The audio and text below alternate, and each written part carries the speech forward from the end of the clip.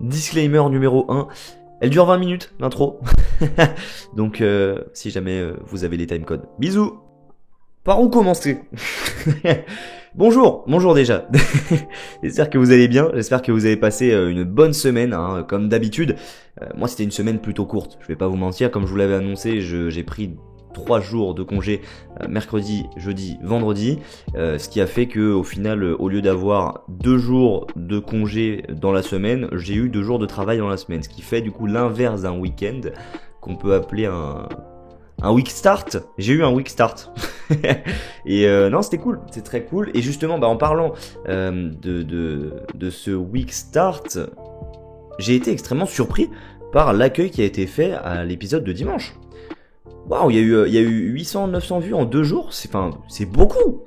Merci beaucoup à tous ceux qui l'ont écouté. De même, on est passé on a pris 20 abonnés, il y a 20 personnes qui nous ont rejoints comme ça. Imaginez une petite classe qui revient, qui arrive dans une école. Ça fait plaisir, ouais, une belle école quand même. 800 et quelques personnes, belle école. Mais je suis d'accord, c'est pas beaucoup, ça va.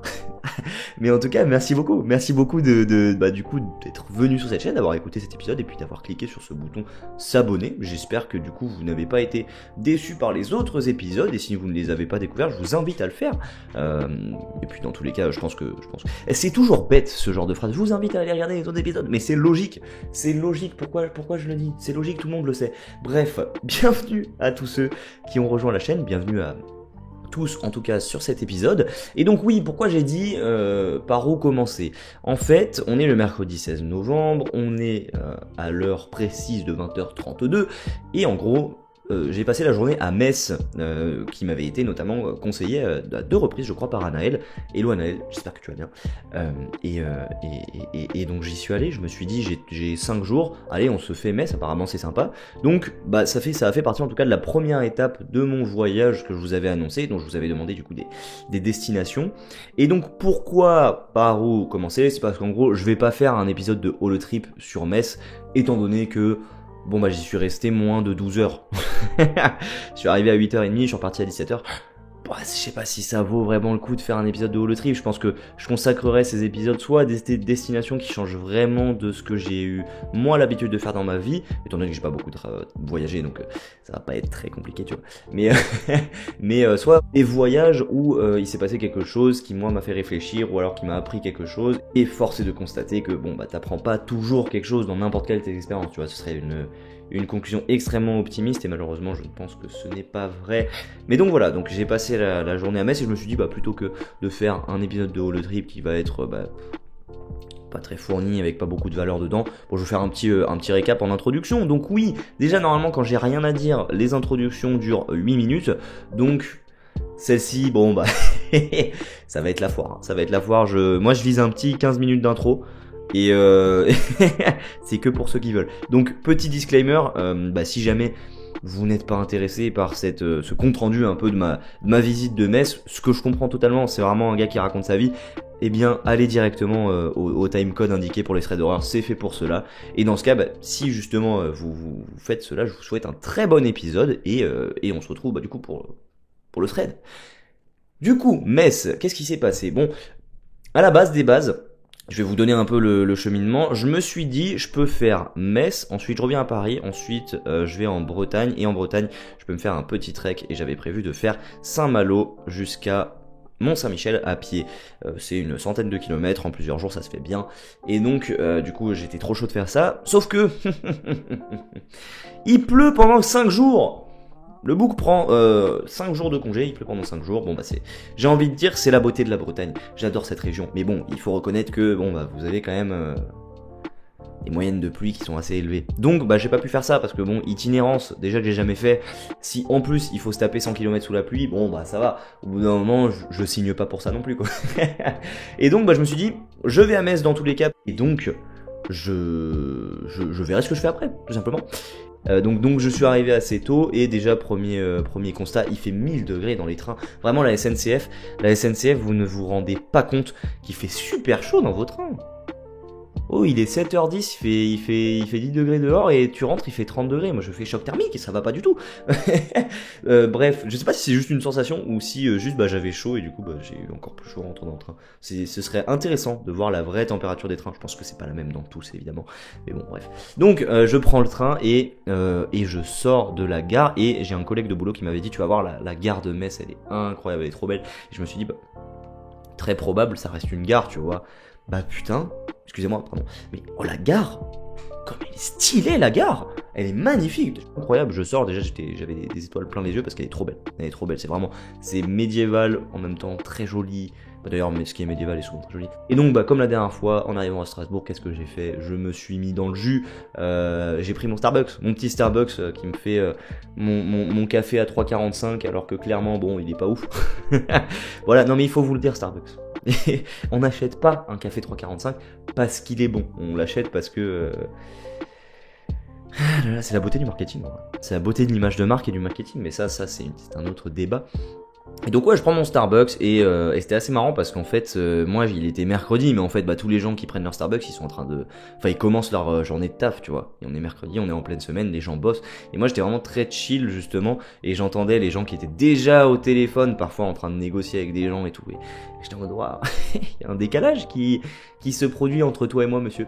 Et donc bref, dans tous les cas, je commence à marcher et je fais la même stratégie que à Strasbourg. Je me dis bon bah je vais pas forcément regarder direct ce qu'on peut faire à Metz. J'étais encore une fois allé un peu à l'arrache et je me dis bon bah je vais marcher et on verra bien. Et donc je marche, je passe dans une rue où il y a vraiment que des maisons de notables. Donc des maisons évidemment stylées, tu vois. Et au bout d'un moment, je suis arrivé devant autre chose dont j'ai inventé le nom, la tour de Merlin l'Enchanteur. Et donc ouais, trop stylé, une espèce de tour avec une espèce de petit précipice autour, en plein milieu de la ville, trop sympa déjà, très sympathique. Et donc je continue à marcher et je tombe sur une plaque de rue qui porte le nom du coup d'un boulanger manifestement. Il y a marqué sur la plaque boulanger qui sauva Metz en 1473. Nous à Lyon, on a la Vierge Marie qui a sauvé Lyon de la peste. C'est une croyance religieuse évidemment. Bon, enfin je veux dire, ça fait partie de l'histoire de la ville, mais c'est purement religieux. C'est stylé quand même, tu vois. Il y a quand même une maladie qui a failli, qui a d'ailleurs fait des milliers de morts. Et Vierge Marie, bim, ça guérit. À Metz, vous avez un boulanger. Non, en vrai, je suis trop méchant. Je suis trop méchant parce que du coup, j'ai regardé un peu l'histoire.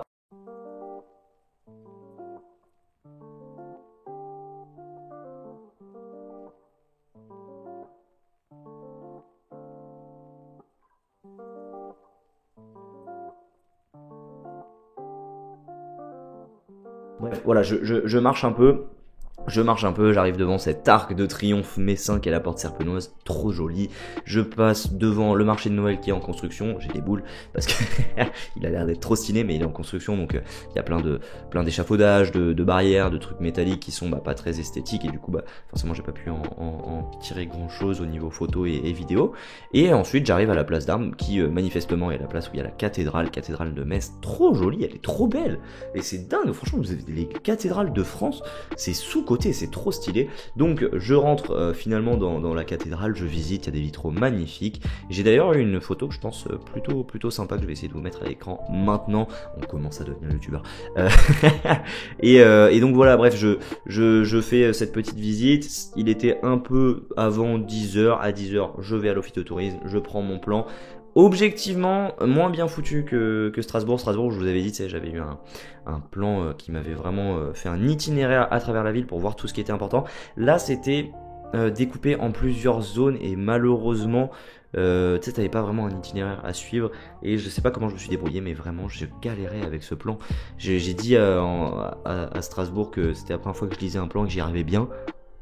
C'est faux. C'est faux, je suis trop nul. J'ai vraiment pas du tout réussi à lire ce plan.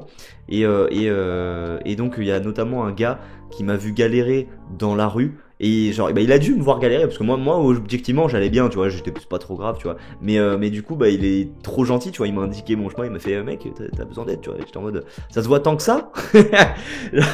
Excusez-moi pour vos oreilles, vraiment, la saturation du micro, ça doit être magnifique. Et notamment, plus tard dans la journée, ça s'est reproduit. Une autre dame qui m'a demandé justement si j'avais besoin d'aide. Ça devait se voir que j'étais perdu, ça devait totalement se voir. Donc, bref. En tout cas, bah, point très positif, c'est que bah, la ville est très jolie, il y a plein de choses très jolies à voir et c'est hyper agréable de se balader dedans. Point un peu plus négatif, malheureusement à partir de 11h30, il s'est mis à pleuvoir. Et bah quand même, quand tu visites une ville et qu'il pleut, c'est moins sympa. Et d'ailleurs, ça se sentait vraiment qu'on était dans le nord parce que globalement, il pleut, tout le monde a une capuche, personne ne la met. À quoi ça vous sert? À quoi elles vous servent vos capuches, les gars? Et non, c'était assez marrant de voir ça parce que moi j'étais en mode bah les gars il pleut là. Allez, couvrez-vous. Et en fait tout le monde s'en tapait, il y avait que moi qui était petit touriste que je suis, un peu impacté par la pluie. C'était pas une grosse pluie d'ailleurs, peut-être pour ça. Et donc bah voilà, au final je mange et je me dis bon bah vu qu'il pleut, je vais aller au fameux centre Georges Pompidou de Metz, très sympathique. Et je suis allé voir du coup une exposition qui s'appelait Les portes du possible, art et science-fiction, ou science-fiction et art. Et c'était super stylé. En gros, c'était une exposition du coup sur la science-fiction. Dans la science-fiction, il y a un caractère dystopique qui est très présent souvent. Et là, c'était vraiment l'idée de l'exposition, c'était de mettre en lumière les dérives du monde tel qu'on le connaît aujourd'hui, les dérives possibles pour demain du monde qu'on connaît aujourd'hui, et en gros bah, les dérives qui existent déjà de ce monde. C'est-à-dire que bah, typiquement le fait que des grandes entreprises comme Meta ou TikTok ou des groupes comme ça développent des algorithmes pour te faire passer le plus de temps possible sur un écran et faire en sorte que tu deviennes totalement accro à une plateforme, c'est pas dingue, tu vois, genre c'est directement une dérive, tu vois. Et en fait, il parle un peu de ça. Et objectivement, j'ai pas fait toute l'exposition. Parce que, bon bah, si tu veux vraiment faire l'exposition, honnêtement, je pense que si tu veux tout lire, tout regarder, il te faut bien 3 heures, tu vois. Et moi, j'y suis resté 1h30, donc j'ai pas fait toute l'exposition. Mais de ce que j'ai vu, c'était assez frappant. Et j'ai écrit une petite note là-dessus. Vous allez me prendre pour un fou. Vous allez me prendre pour un fou, mais je vais vous lire mot à mot ce que j'ai écrit dans cette note qui globalement m'est venue lorsque j'étais en plein milieu de l'ambiance de l'exposition. Donc c'est pour dire qu'elle est quand même un peu... ouais, ça te fait réfléchir. J'ai écrit: je ne suis pas artiste et objectivement je trouve que ce qu'on voit dans les expos, dans les arts contemporains, c'est souvent très fucked up. Pourtant, j'ai la sensation qu'à travers des œuvres qu'on doit m'expliquer, parce que clairement il faut m'expliquer pour que je puisse les comprendre, les artistes sont des personnes qui ont cerné les vices et les problèmes de la société et qui mettent en garde et qui malheureusement ne seront jamais vraiment écoutés puisqu'en avance sur leur temps. J'ai une certaine compassion pour les auteurs de ces œuvres car elles peuvent paraître réactionnaires, critiquant notamment sévèrement les réseaux sociaux et notre société orientée vers la donnée et la personnalisation à outrance. Bon, ça c'est moi qui le rajoute, mais... Et pourtant, la plupart de ce qu'ils transmettent, ces artistes, c'est réel. Et si on ne s'en rend pas compte, c'est peut-être qu'il est plus facile de fermer les yeux et d'accepter les plaisirs vains qu'on nous offre tous les jours. Je sais pas pourquoi j'ai écrit ça, mais je trouve que... Enfin bon, bah puisque je le dis, je trouve que c'est pas faux, tu vois. Et donc cette exposition, en tout cas si vous habitez à Metz, vous habitez en Lorraine et vous avez prévu d'aller à Metz, je vous invite à aller la voir, elle est vraiment vraiment bien. Encore une fois, parfois elle est un peu tirée par les cheveux et moi j'ai pas une énorme sensibilité à l'art, tu vois.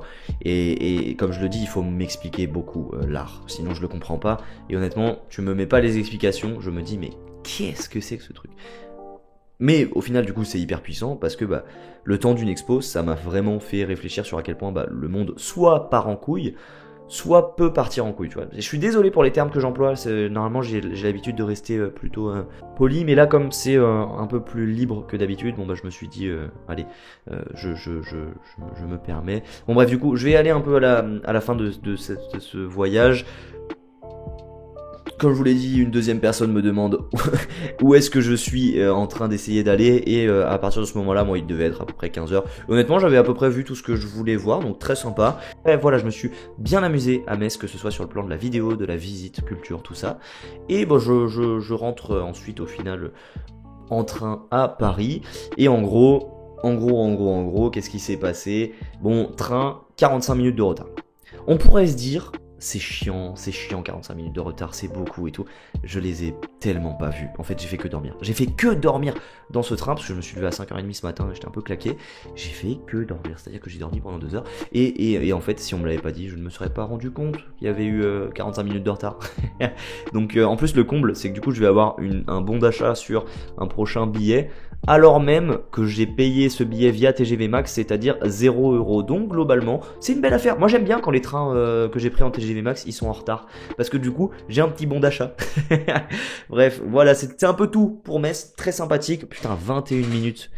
21 minutes d'enregistrement, je dis que je me cantonnais à 15. Est-ce que je le laisse dans l'intro ou est-ce que je fais un... Ouais, je le laisse dans l'intro, ce sera une intro très longue, et encore une fois, tout le monde n'est pas obligé de l'écouter. Et maintenant, si jamais vous avez passé le timecode et que vous êtes arrivé à la fin de l'introduction, eh bien écoutez, quand même un petit mot. Merci beaucoup déjà d'être là. Et puis, je voulais faire une petite update sur le fait que je vous avais dit que je prenais quelques jours de congé. C'est le cas. Et vous m'avez proposé beaucoup de destinations. Merci beaucoup. C'était trop cool. Genre, j'ai plein d'idées. Le seul souci, c'est que la plupart, en fait, il pleut sur ces destinations en ce moment même et pour le reste de la semaine. Donc, malheureusement, typiquement la Bretagne, je le referai, c'est sûr. Et ce sera pour une autre fois. En revanche, au moment où cet épisode sort, je viens de rentrer de Barcelone. Quelle belle ville, désolé pour vos oreilles. Je ne sais pas comment c'est au moment où j'enregistre ce podcast, cet épisode. J'espère que ça va être cool. 3 jours à Barcelone, je vous ferai un petit compte rendu. Et sur ce, je vous souhaite un très bon épisode.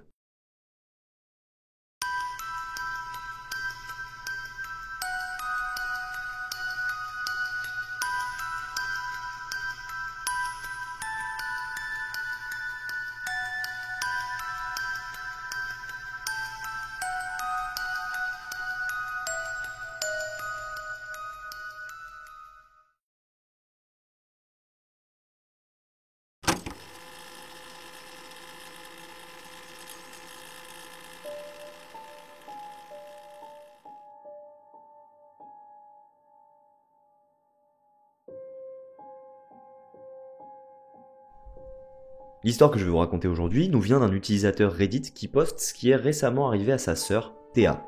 Il n'y a pas de mise en contexte, je vous avoue, et c'est pas si mal étant donné que je parle beaucoup sur ces derniers épisodes, et du coup on arrive directement au premier événement.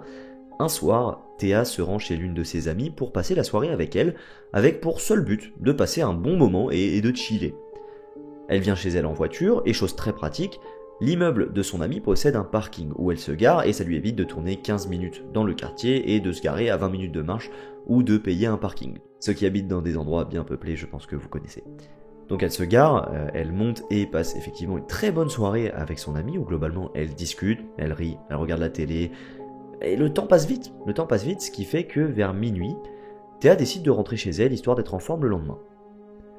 En arrivant au parking, elle remarque que le dit parking n'est pas très rempli, il doit y avoir 4 ou 5 voitures tout au plus, et sur le moment, elle se fait juste la remarque qu'il y a quand même pas mal de place de libre. Elle monte dans sa voiture et check son téléphone quelques instants, lorsque les phares de l'une des voitures présentes dans le parking s'allument et que le bruit de son moteur retentit dans la nuit.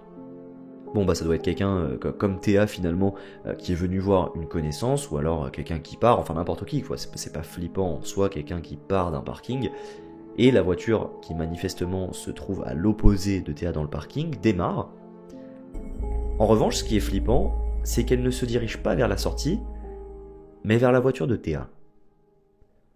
Pour vous donner une indication de la façon dont elle est garée, en gros, elle a une place devant elle qui est libre, et derrière elle aussi, il y a l'allée du parking. Donc en gros, elle a la place de bouger. La voiture inconnue freine, et s'arrête juste devant celle de Théa. Donc elle est éblouie par les phares de la voiture, et à l'instant d'après, un individu en sort. Il se dirige droit vers la porte conducteur de Théa, et il tient quelque chose à la main qu'elle n'a pas clairement vu, mais qui était plutôt brillant dans la nuit. La panique s'empare d'elle, parce que dans la démarche du gars et dans son comportement, tout laisse à penser que dans 20 secondes, Théa va se faire briser sa fenêtre conducteur tout simplement, et heureusement, elle a déjà allumé le moteur. Donc elle enclenche la marche arrière à toute vitesse et elle sort du parking le plus vite possible. Et le détail qui l'achève sur ce premier incident, c'est qu'au moment où elle démarre, l'homme se met à courir vers sa voiture. Il fait un énorme sprint. Clairement, c'est pas passé loin et on ne saura pas ce que cet homme voulait. Peut-être la carjacker, l'agresser. Ce qui est sûr en tout cas, c'est que Théa a bien fait de démarrer et de bombarder pour s'en aller le plus vite possible. Parce que de toute évidence, cet homme, avec son objet dans la main et sa démarche menaçante, n'avait pas de bonnes intentions. Pour le coup, ça pourrait être une histoire en tant que telle, mais ça ne s'arrête pas là. Une autre fois, vers minuit aussi, Théa décide d'aller faire son plein dans une station essence qui se trouve à 10 minutes de chez elle. On peut se demander pourquoi elle est allée chercher de l'essence à cette heure-ci, mais on n'a pas de raison particulière, donc on peut faire l'hypothèse qu'elle rentrait tard de son travail, ou même qu'elle s'est rendu compte qu'elle avait oublié de le faire, bref, dans tous les cas ça devrait pas être un danger d'aller faire son plein, quelle que soit l'heure. En arrivant, Théa est seule dans la station essence, et après son plein, elle se rend dans la boutique pour s'acheter quelque chose à manger, quand deux hommes entrent dans la station. À leur dégaine, ça se voit qu'ils vont être relous. Ils s'approchent d'elle, ils commencent à lui parler avec l'attitude et la manière que je pense toutes les filles connaissent, qui consiste à essayer de draguer, mais de manière très lourde et en fait flippante, on va pas se mentir, au final c'est flippant. Théa a une bonne idée à ce moment-là, c'est qu'elle répond quand même aux deux hommes, elle engage la discussion parce qu'elle sait que si elle ne répond pas et qu'elle les ignore, ça risque de les énerver. Et en même temps, elle appuie sur l'endroit de l'écran de la caisse auto qui indique « Appeler un conseiller ». Et après quelques secondes, le caissier arrive, ce qui la rassure et qui lui permet d'engager la discussion avec lui en attendant que les deux hommes retournent à leurs propres affaires. Après quelques minutes, Théa remercie le caissier et se dirige vers la sortie. On pourrait dire que ça s'arrête là et ça aurait été assez par ailleurs, parce que c'est une interaction déjà peu civile, flippante, désagréable, enfin horrible quoi, c'est pas cool. Mais non, ça s'arrête pas là justement, puisque quelques secondes après elle, les deux hommes sortent de la boutique. Et ça effraie Théa forcément parce qu'elle sait très bien que ces deux hommes la suivent. Donc elle monte directement dans sa voiture, elle verrouille les portières et elle commence à mettre le contact. À ce moment-là, tout comme dans l'événement précédent, la voiture des deux hommes se trouve garée juste devant celle de Théa. Et là, tout va se passer extrêmement vite. Mais elle s'en souvient très bien parce que, en fait, elle avait tous ses sens en alerte, elle était extrêmement sur ses gardes, elle savait, grosso modo, qu'il allait se passer quelque chose. En gros, l'un des deux vient se placer à l'arrière de leur voiture, c'est-à-dire entre leur voiture et celle de Théa, donc juste devant celle de Théa, et l'autre contourne la voiture de Théa jusqu'à arriver près de sa portière passager. Et là, d'un coup, le premier ouvre le coffre et fait un signe de tête au second qui tente directement d'ouvrir la portière passager de Théa. Heureusement, elle est verrouillée et pareil que la première fois, Théa exécute une maxi marche arrière jusqu'à être à bonne distance des deux hommes, puis fonce dans la nuit. À ce moment-là, elle est complètement en panique, elle se dit il vient vraiment de se passer ça là, et surtout, elle se dit que si elle se fait suivre, ça devient extrêmement dangereux, et je vous rassure, ça n'arrive pas, et elle arrive à rentrer chez elle. On est d'accord, elle vient en fait tout simplement d'échapper à un kidnapping. Voilà, enfin moi c'est comme ça que je le vois, et je sais pas si j'ai réussi à bien le mettre en valeur, mais ce procédé extrêmement rodé qu'ont utilisé les deux hommes, pour moi c'est quelque chose qui relève du kidnapping. C'est-à-dire ouvrir le coffre en anticipation que le deuxième ouvre la portière et chope Théa dans sa voiture, qu'est-ce que ça pouvait être d'autre, tu vois? C'est horrible, à penser comme ça, c'est horrible. Donc grosso modo je pense qu'elle a échappé à quelque chose d'horrible encore une fois. Et le dernier événement qui est arrivé à Théa dans cette courte période se passe il y a environ 2 semaines, et cette fois-ci c'est passé au sein même de son quartier. C'est une fin d'après-midi et elle vient chercher son fils Noah à l'arrêt de bus pour le ramener à la maison. Donc elle part de chez elle, elle marche jusqu'à l'arrêt, puis elle attend son fils pendant peut-être une dizaine de minutes et remarque une femme avec un chien et une poussette qui manifestement la suit. C'est peut-être une coïncidence, mais avec tout ce qui s'est passé ces derniers temps, Théa, sans être méfiante non plus, est consciente que cette personne prend le même chemin qu'elle. Et en arrivant à l'arrêt de bus, Théa attend Noah et voit cette femme continuer son chemin, puis faire demi-tour un peu plus loin. Pendant ce temps-là, il y a le bus qui arrive, elle prend son fils dans ses bras, puis les deux se mettent en route vers la maison, et notamment Noah se met à lui raconter sa journée, ce qui prend un peu l'attention de Théa forcément, mais derrière elle, elle entend toujours le bruit de la poussette et des patounes du chien qui se rapprochent et qui la rattrapent. Et là, une main se pose sur son épaule. C'est celle de cette femme, justement, qui promène son chien et qui a une poussette. Théa est surprise, et en faisant exprès de ne pas parler trop fort, la femme s'approche et lui dit que derrière, il y a un homme qui les suit. Elle est Noah. Et que cet homme a pris des photos à plusieurs reprises d'eux. Du moins, elle n'est pas sûre que cet homme les ait pris en photo, mais elle est certaine qu'il les observait et qu'il s'est mis en route au moment où Théa et Noah sont partis, puis les a suivis jusqu'à maintenant. Au final, Théa et cette femme se mettent à discuter pendant une dizaine de minutes et cet homme finit par reprendre sa route et à dépasser Noah et Théa et à finalement ne plus les suivre puisque cette femme qui les a alertés, Noah et Théa, discutent pendant un petit moment et finalement restent sur place. Donc on ne sait pas quelles étaient les intentions de cet homme, mais manifestement cette femme affirme l'avoir vu les suivre et prendre des photos d'eux.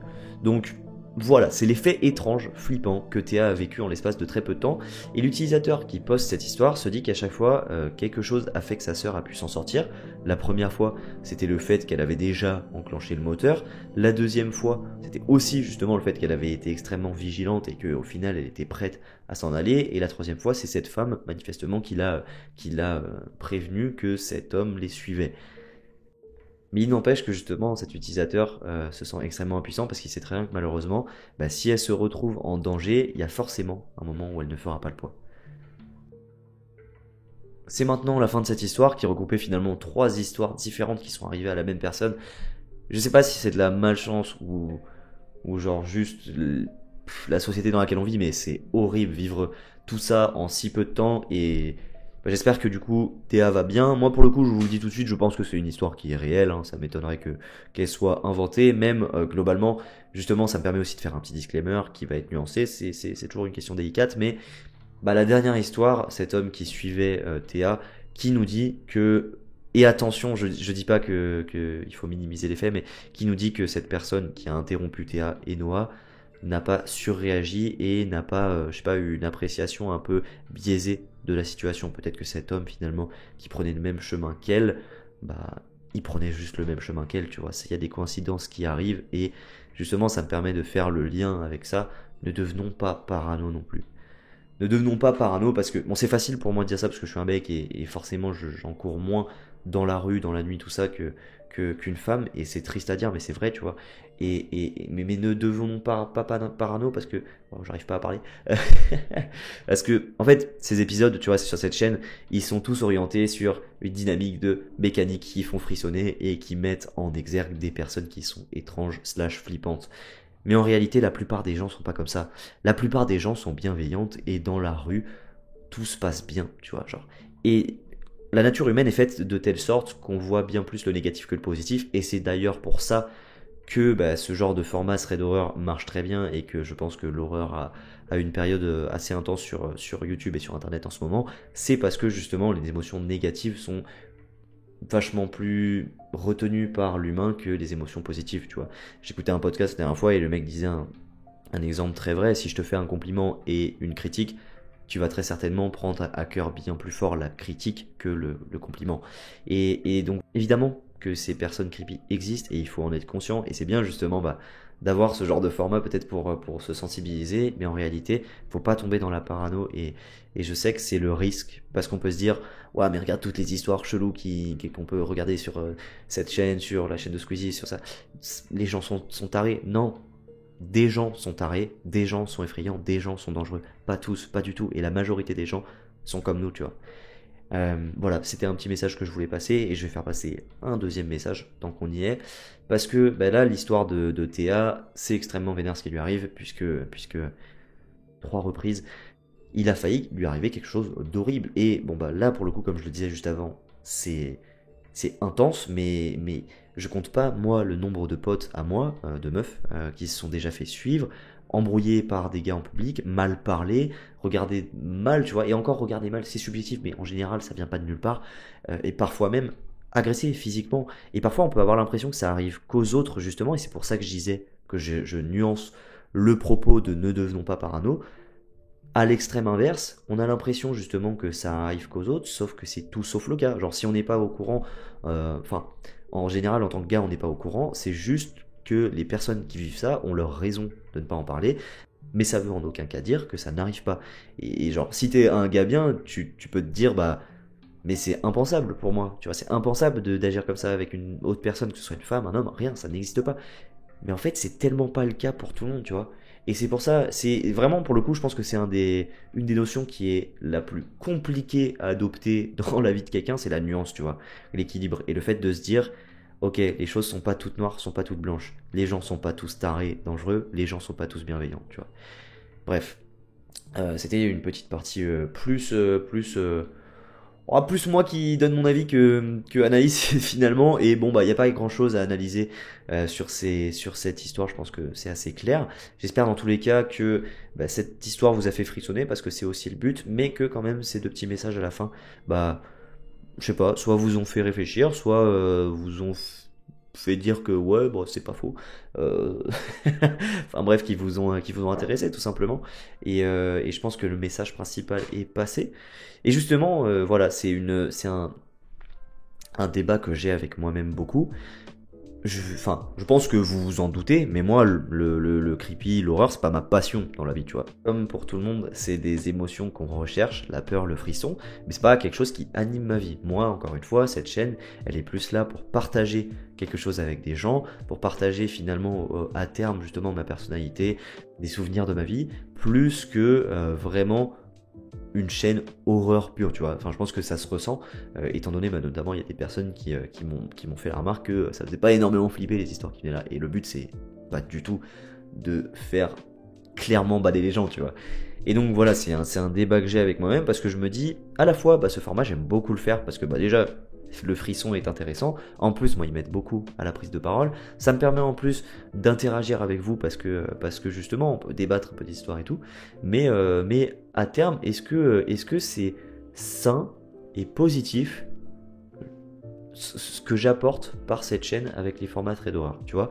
Et je me dis, d'un côté, ben oui, je veux dire, en tout cas, c'est certain que c'est pas malsain, étant donné que tu vois, enfin, genre, il y a beaucoup de gens qui le font, Squeezie le fait, et ça vient d'ailleurs de Squeezie, les traits d'horreur, j'imagine. Ce qui ne veut pas dire d'ailleurs que c'est pas malsain, tu vois, c'est pas parce qu'il y a quelqu'un d'influent qui le fait que c'est pas malsain, mais connaissant le bonhomme, tu vois, pour moi, ça vient pas d'une démarche malsaine. Mais voilà, j'aimerais offrir plus sur cette chaîne que juste des traits d'horreur, et c'est notamment ce que j'essaye de faire en vous racontant un peu bah, ma vie en introduction, en partageant un peu des formats un peu plus voyage, et potentiellement en essayant de réfléchir sur un format plus lecture, développement personnel un peu si on peut dire. Mais le mot développement personnel est galvaudé pour moi. Genre, quand tu dis développement personnel, pour moi c'est genre forcément des gens qui parlent aux oiseaux. Pour moi c'est ça que les gens voient quand on parle de développement personnel, et moi la manière dont je l'envisage c'est pas du tout ça, c'est plutôt juste me développer personnellement tout simplement. Donc que ce soit en apprenant des nouvelles choses, en réfléchissant sur moi, tout comme ça. Bref, voilà, je vous fais part un peu de cette réflexion que j'ai depuis pas mal de temps finalement sur la diversification de la chaîne, parce que notamment bah, j'ai pas envie de m'enfermer dans le format thread d'horreur, parce que j'estime que je peux apporter beaucoup d'autres choses, et c'est pas très modeste de dire ça, mais enfin c'est ce que je pense, tu vois, je peux peut-être apporter d'autres choses. Et donc bon attention, hein, pour l'instant c'est un format qui va rester sur la chaîne, et je vais le faire jusqu'à ce qu'on ait une bonne bibliothèque qui permette à ceux qui ont envie justement de simplement écouter des threads d'horreur, bah, de ne pas tomber dans le besoin finalement, d'avoir toujours quelque chose à se mettre sous la dent finalement. Bref, où est-ce que je vais? C'est terrible ce genre de moment où je parle, et au bout d'un moment j'arrive à une idée qui n'est plus en lien avec celle sur laquelle je suis parti. Mon Dieu. Bref, j'ai énormément parlé de moi. Si maintenant on prenait le temps de parler un peu. Si on prenait le temps de parler un peu de vous en fait. Je vous demande toujours comment ça va, je vous demande comment vous allez. Je sais pas, est-ce que vous avez envie de partager quelque chose avec moi, partager quelque chose avec les autres personnes qui suivent cette chaîne, évidemment en restant dans les limites de confidentialité que vous estimez juste pour vous. N'allez pas partager des informations qui pourraient vous compromettre, qui pourraient, je sais pas, Internet, enfin faut faire attention quand même avec Internet, tu vois. Culotté pour un gars qui raconte sa vie sur Internet. Mais ouais, est-ce que vous avez envie de parler d'un projet? Est-ce que vous avez envie de parler d'une recommandation de livre, d'une recommandation de film qui pourrait peut-être plaire à quelqu'un d'autre? Si c'est le cas, n'hésitez pas à écrire un petit message dans les commentaires, et ce serait cool qu'on ait une petite section en mode reco de tel ou tel, pourquoi, je sais pas, tel film il pourrait intéresser telle personne. à quel profil il convient, est-ce que, je sais pas, il y a des voyages que j'aimerais recommander, est-ce que j'ai découvert une information intéressante cette semaine que j'aimerais partager, tout ça. Ouais, n'hésitez pas à parler de vous. N'hésitez pas à parler de vous, ça fait du bien de parler de soi, et je le sais, puisque pendant 40 minutes, je parle de moi par semaine sur cette chaîne. Et ça me fait plaisir justement d'avoir ce lien avec vous, et dans la limite du possible, parce que encore une fois, c'est un lien qui est distant, étant donné qu'on ne se connaît, entre guillemets, pas. Euh, mais au moins, ça permet de je sais pas, se renseigner un peu sur les autres, prendre des nouvelles. Voilà. Donc, n'hésitez pas à parler de vous. Moi, ça me fait plaisir. Je pense que ça fait partie des choses qu'on devrait être en mesure de faire. Je ne vous suis pas. Pourriez-vous reformuler la question? Oh, c'est badant. Merci, ça fait toujours plaisir à entendre.